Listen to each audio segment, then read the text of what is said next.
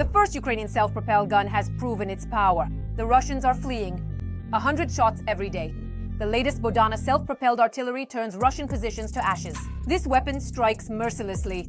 The occupying forces are burning under the blows of Ukrainian artillery. How does the Bohdana burn the occupiers? Watch right now.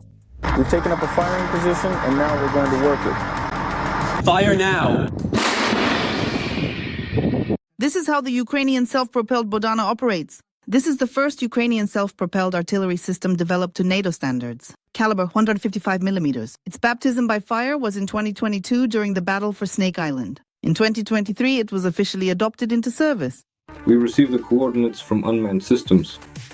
If, for example, they saw someone there and it happens that either something happened to them there or the target just happens to, well, just disappear. In motion, right? Yes. Well, but we all do our part equally. We all run to the cannon, stand up and aim. Dimitro, a soldier of the 44th Separate Artillery Brigade, works as a gunner. His job is to aim precisely at the target. The commander gives me the order. I have to check everything, set the level, aim at my aiming point, and enter the exact numbers they give me. He says he is satisfied with the work of the Bohdana. In emergency situations, 2 or 3 people are enough. It works quite well, how to say, not bad at all. In fact, it performs exceptionally well. And what about the targets? Do you hit ones? Yes, different ones. Well, now, before it was, yes. Before there were more mechanized assault ones, so yes. And now they're less like that. They're, as they say, infantry targets. Well, there's less equipment involved now. 155 millimeter caliber, which most NATO armies have adopted as a universal standard. It is believed that this caliber successfully combines range and destructive power. Do you really have enough ammunition for the gun for it? For the distant targets we're working on, yes. Well, of course, we could use more. Dimitro has been fighting since the first days of the war. He says he's motivated to defend the country because it's his home, Ukraine. Then tell me, who are you defending? My family, my children, my wife. For example, I consider it my duty. The soldiers say they're supported by thoughts of the future and a peaceful country after the war. Well, thoughts about the future. You think that the war will end and that's it. I'll be home building a house. You could say, only with faith in the future. Based on materials Ministry of Defense's TV and radio studio Breeze, Olga Chatailo, Ilona Koval, Fakti ICTV, United News. Holy lies. GRU agents of Russia in cassocks and all over the world at that. Clergy of the Russian Orthodox Church are spying in EU countries for the Kremlin. Here's how it works. Russian priests set up their churches near NATO countries' military bases, gather information, and pass it on to Moscow. See more details in the following report. The free operation of the Russian Orthodox Church in Ukraine is one of the Kremlin's demands put forward by the Russian dictator at the meeting in Anchorage. One might think that Putin is concerned about the interests of his flock, but that's not the case. The churches of the Russian Orthodox Church are closely connected with the security services, and they serve as the hook by which the FSB's agent network anchors itself locally to monitor and promote its narratives. As proof, the only person Putin met with in Anchorage besides Trump was Archbishop Alexei of Sitka and Alaska. The entire conversation is conducted in the English language. From the very inception and foundational starting point of this comprehensive and in-depth exploration, we embark on a journey to meticulously examine and thoroughly understand the origins, initial conditions, and fundamental principles that underpin the subject matter at hand. This introductory segment is designed to establish a robust and detailed groundwork, providing essential context and setting the stage for all subsequent discussions, analyses, and deeper dives into the intricate complexities that will unfold throughout this presentation. Icons were brought from Kirill to Alaska. What was sent from the central office with their help remains anyone's guess. The Archbishop accepts the gifts with joy and kisses them after the Russian war criminal. I'm very, very grateful. In the 4th year of the full-scale invasion, in NATO countries and beyond, GRU agents continue to operate under the cover of religious institutions. At the same time, analysts assure that the Russians choose the most suitable places for espionage. For example, a church in the suburb of Västerås. In 2013, this plot of land was purchased by Rosatom. The construction was approved extremely quickly by the former head of the Swedish construction party, Lars Kalseby. The facility was built until 2019 also with Rosatom's money. but officially the church officials concealed their patron. By the way, according to investigators, the Russians did not choose the location for prayers in Sweden by chance. This is precisely where the country's longest runway is located, as well as strategic bridges over Lake Mälaren, the Swedish Army General Staff in Enköping, and the military communications hub. The Russians specifically chose this location for the church for a reason, as just a few kilometers from the temple is the Westinghouse electric plant, which produces nuclear fuel cells. The distance between them is only 4.22 kilometers.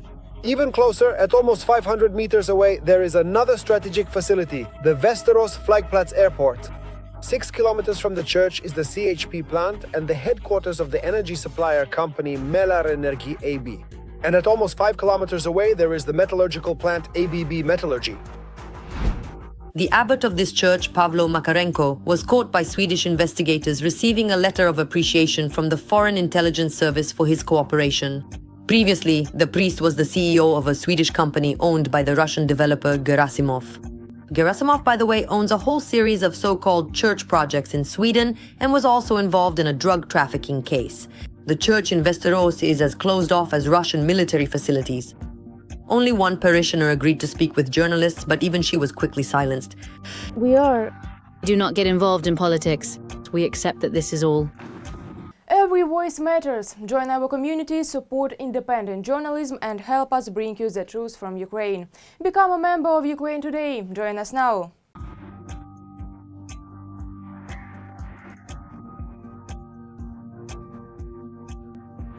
We see this now.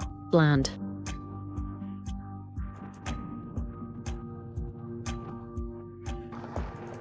Don't speak.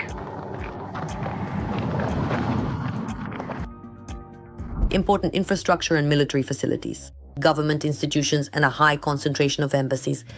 Journalists analyzed dozens of ROC churches in Sweden, Norway, Finland, as well as in Ukrainian communities across Europe. And everywhere it's the same scenario. The Russians choose simply ideal locations for surveillance and organizing sabotage. For example, in the Czech Republic, right next to the ammunition depot where Russian special services carried out sabotage in 2014, there are 2 ROC facilities. However, there is only one precedent when local authorities shut down the activities of the Russian church on their territory. In the city of Turku since 2002, there had been a functioning church of the Dormition of the Most Holy Mother of God, and the abbot was Hegumen Nikita, who was close to Gundyaev. Alex Stanislavich, a man of good character and expert in church law.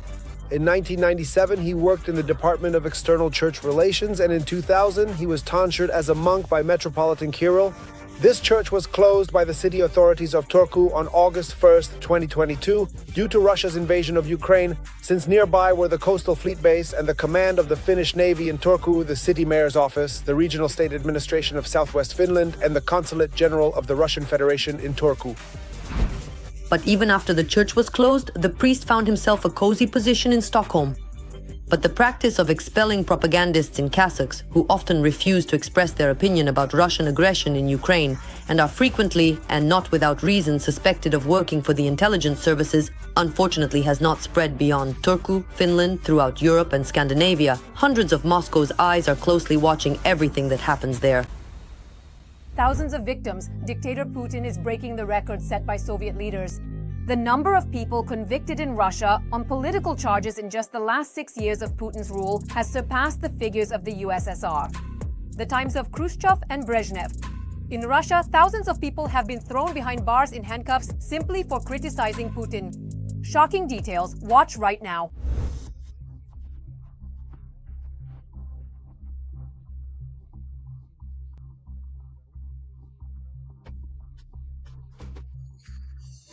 Insulting the president's morals.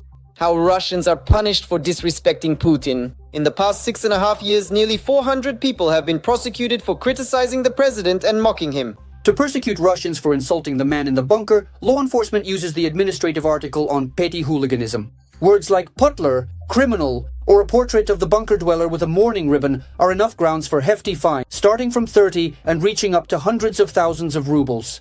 Or even arrest you for 14 days. This is a totalitarian regime. Essentially, this is a repeat of the personality cult, the cult of Stalin's personality, which Putin models himself after. And you know, the entire architecture, the whole power vertical that Putin has built, that's why the regime is called Putin's. He is interested in glorifying himself, Putin. Since the start of the full-scale war, the number of cases concerning insults to Putin has increased several times over. According to Verska's calculations, Russians have paid at least 11,556,000 rubles in total. Hundreds of law enforcement officers and government officials are working to protect the image of the bunker czar. The thing is, he doesn't even read social media, so he won't even see this. In fact, unless someone prints it out and brings it to daddy, he won't know about it. The real impressing issue is that the security forces themselves, specifically the state apparatus and the military establishment, all these powerful and influential institutions, are deeply interested in making absolutely sure this doesn't happen, that there is no offense whatsoever or any belittling of Vladimir Putin's significant and established role within society, ensuring his continued authority and public perception remain unchallenged. At the same time, anything at all can be qualified as an insult. The security forces punish not only for evaluating Putin's personal qualities, but also for criticizing the dictator's policies or comparing him to war criminals. For example, the popular Russian performer and leader of the rock band DDT, Yuri Shevchuk, was fined 50,000 rubles under the administrative article for discrediting the Russian army. Family, friends, that's not a president who needs to be constantly coddled and kissed. Homeland is a poor grandmother at the train station selling potatoes.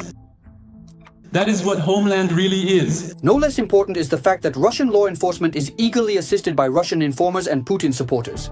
Yes, in one of the Russian schools, for writing "Putin is a thief" on the board, a teacher threatened the students with execution. Our president, who was deeply offended yesterday by a children's playground, and for which in Soviet times one would have been executed. I have spoken with all the teachers regarding your class and insist on holding a meeting with your parents. At the same time, 400 lawsuits for insulting Putin do not reflect the real picture, since the system only imposes fines for relatively harmless statements and pranks. Those who truly wound the ego of the Kremlin psychopath face the death penalty without trial or investigation. Litvinenko, Politkovskaya, Nemtsov, and Navalny. Vladimir Putin would have voted for Yanukovych. He is Vladimir Putin, just so you understand.